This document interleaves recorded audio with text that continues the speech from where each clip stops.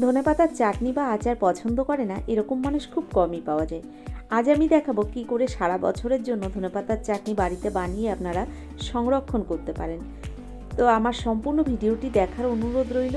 আর ভিডিওটি দেখতে দেখতে যদি ভিডিওর কোনো অংশ ভালো লেগে যায় অবশ্যই একটা লাইক দিয়ে দেবেন। যারা এখনও চ্যানেলটিকে সাবস্ক্রাইব করেননি অবশ্যই আমার চ্যানেলটিকে সাবস্ক্রাইব করে আমার ভিডিওর পাশে থাকা বেল আইকনটি ক্লিক করে নোটিফিকেশানটা অল করে দেবেন। তো চলুন কি করে বানালাম দেখে নিন।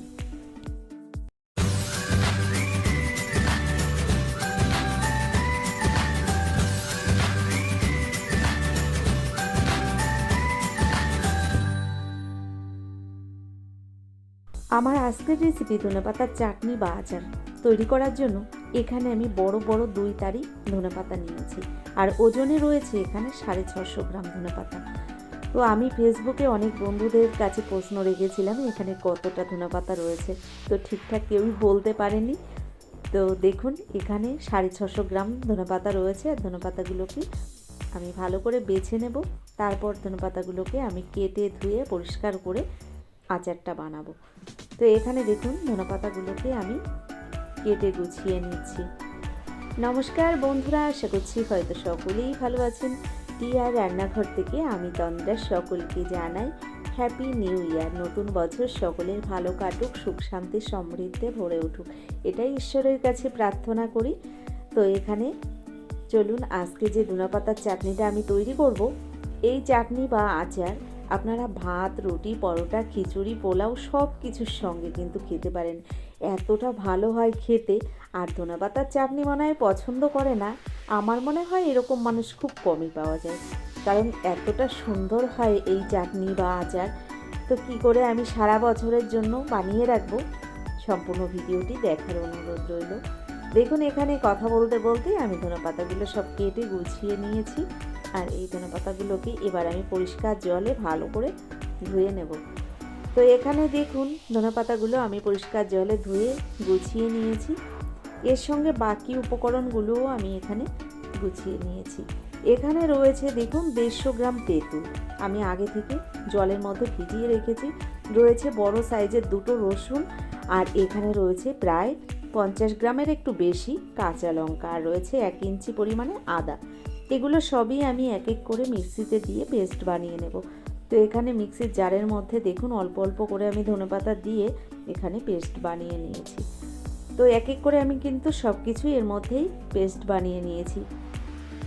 তো এখানে ধনেপাতার সঙ্গে আদা, কাঁচা লঙ্কা, রসুন সব কিছুই আমি পেস্ট বানিয়ে নিয়েছি।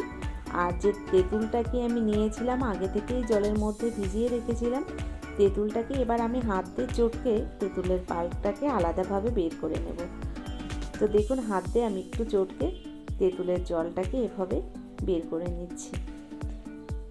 তো এখানে 150 গ্রাম তেঁতুল আমি ব্যবহার করেছি। আপনারা চাইলে কিন্তু এখানে বড় সাইজের 2টো লেবুও ব্যবহার করতে পারেন। তো আমি তেঁতুল দিয়েই চাটনিটা বানাচ্ছি। দেখুন তেঁতুলটাকে এবার একটা চাটনির মধ্যে আমি ছেঁকে নিচ্ছি। তো ভালো করে এই তেঁতুলটাকে কিন্তু ছেঁকে নিতে হবে। এর মধ্যে কোনো রকম দানা থেকে গেলে বা খোসা থেকে যায় অনেক সময় তেঁতুলের, এগুলো থাকলে কিন্তু চাটনি বা আচারটা ভালো লাগবে না খেতে। তো এখানে দেখুন তেঁতুলের পাল্পটাকে আমি আলাদাভাবে বের করে নিয়েছি। এদিকে দেখুন গ্যাসের উপর আমি একটা কড়াই গরম বসিয়ে দিয়েছি। কড়াইয়ের মধ্যে দিয়ে দিলাম 50 গ্রাম পরিমাণে সর্ষের তেল। যে কোনো আচার চাটনি তৈরি করার সময় সর্ষের তেলে করলে কিন্তু খেতে বেশি টেস্ট হয়। দেখুন আমি তেলটাকে বেশ ভালো করে একটু গরম করে নিয়েছি। এবার এই তেলের মধ্যে দিয়ে দিচ্ছি 2টো শুকনো লঙ্কা। শুকনো লঙ্কাটাকে হালকা একটু নেড়ে চেড়ে ভেজে নিলাম। এবার এর মধ্যে দিয়ে দিব 1 চামচ কালো সর্ষে। তো সর্ষে আর শুকনো লঙ্কাটাকে আমি এই ফোড়নের মধ্যে দেওয়ার পরে একটু ভেজে নিচ্ছি। তো আপনারা চাইলে এখানে কিন্তু পাঁচফোড়নও ব্যবহার করতে পারেন, তবে আমার মনে হয় সর্ষে দিলে এই চাটনি বা আচারটা খেতে বেশি ভালো হয়। তো সর্ষে শুকনো লঙ্কাটাকে আমি ভালো করে একটু ভেজে নিয়েছি। এবার দিয়ে দিচ্ছি বেটে রাখা ধনেপাতা সঙ্গে আদা, রসুন, কাঁচা লঙ্কা দিয়ে দিলাম আমি এই ফোড়নের মধ্যে। আর আপনারা নিশ্চয়ই দেখে বুঝতে পারছেন বেশ অনেকটাই হয়েছে এখানে। তো আমি এই ধনেপাতার চাটনিটা সারা বছরের জন্যই বানিয়ে রাখছি, যে কারণে বেশ অনেকটাই এখানে রয়েছে। আর আমার বাড়িতে আমার ছেলে বিশেষ করে ভীষণই পছন্দ করে এই ধনেপাতার চাটনি। রুটি, পরোটা, ভাত যে কোনো জিনিসের সঙ্গে, এছাড়া চপ, সিঙ্গারা সব কিছুর সঙ্গেই কিন্তু ভীষণ ভালোবাসে খেতে, যে কারণে আমি একটু বেশি করেই বানিয়ে রাখছি। এখানে দেখুন দিয়ে দিলাম আমি 3 চামচ পরিমাণে লবণ। তো লবণটাও দিয়ে দিলাম আমি এই চাটনির মধ্যে। এবার দিয়ে দিচ্ছি দেখুন যে তেঁতুলের পাল্পটাকে আমি আগেই বের করে রেখেছিলাম, দিয়ে দিলাম তেঁতুলের পাল্প। এবার ভালো করে মিশিয়ে নিচ্ছি এই ধনেপাতার সঙ্গে। তো বন্ধুরা, আপনারা এই আচার বা চাটনিটা বানানোর সময় একটু সাবধানেই তৈরি করবেন, কারণ ভীষণ পরিমাণে ছিটকে গায়ে লাগে, এটা বুঝেই আপনারা কিন্তু রান্নাটা করবেন। তো এখানে আমি এতটাই ছিটকে গায়ে লাগছিল, একটা জিনিস স্কিপ করে গেছি, আপনাদের দেখানো হয়নি।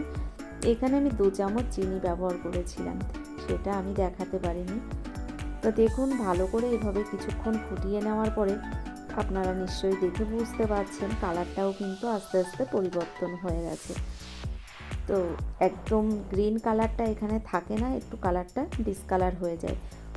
তো এখানে দেখুন ধনেপাতার চাটনির মধ্যে যেই জলটা রয়েছে, এই জলটা কিন্তু এই ধনেপাতার চাটনির মধ্যে যদি থেকে যায় তাহলে কয়েকদিনের মধ্যেই চাটনিটা নষ্ট হয়ে যাবে।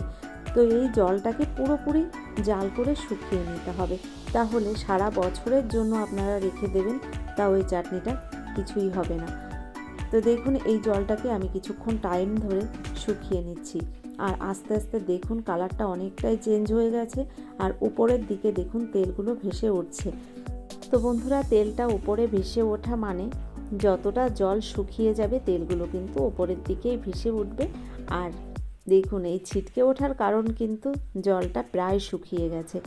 তো কতটা ছিটকে লাগছে আপনারা ক্যামেরায় হয়তো বুঝতেও পারছেন, আমি নাড়তে পারছি না ঠিকঠাক, এতটাই ছিটকে গায়ে লাগছে। দেখুন এবার এর মধ্যে দিয়ে দিলাম আমি 2 চামচ ভিনিগার। এই ভিনিগারটা দেওয়ার কারণে সারা বছর কিন্তু এই চাটনিটা কোনো রকম নষ্ট হবে না। ভিনিগারটাও দিয়ে দিলাম, আর এভাবে আমি আরও 2 মিনিট রান্না করে নেব। তো গ্যাসের ফ্লেমটাকে এবার আমি বাড়িয়ে দিয়েছি, আর বাড়িয়ে দিয়ে এভাবে কিন্তু আরও 2 মিনিট আমি এই চাটনিটাকে ফুটিয়ে নিচ্ছি। তো রান্নাটা প্রায় হয়ে গেছে, এরপর আমি নামিয়ে ঠান্ডা করে সারা বছরের জন্য সংরক্ষণ করে রাখবো।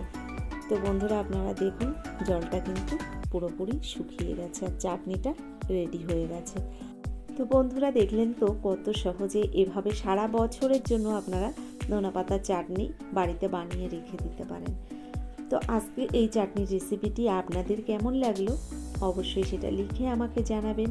যদি আমার এই ভিডিওটি আপনাদের ভালো লেগে থাকে, এখনও একটা লাইক দিতে ভুলে গেছেন, অবশ্যই একটা লাইক দিয়ে আমার পাশে থেকে যাবেন, আমিও চেষ্টা করব আপনার পাশে থাকার।